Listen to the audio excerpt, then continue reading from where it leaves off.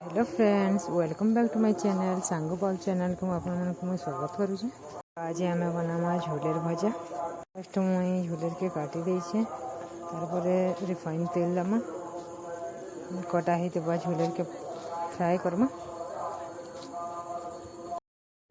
ने आम झोलेर के बेसी टाइम नहीं भाजू, जेनता टिके हल्का सीझी जाबा। झोलेर के आम 50% भाजमा।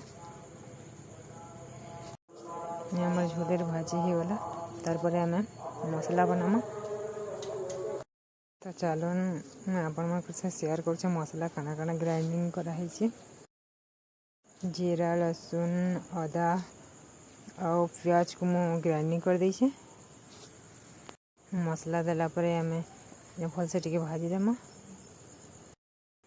टिके भाजी ही गला परे आम हल्दी पाउडर देमा।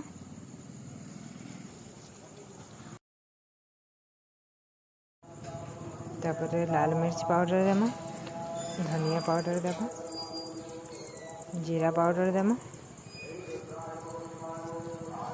झोलेर के भल भाव भाजी देमा।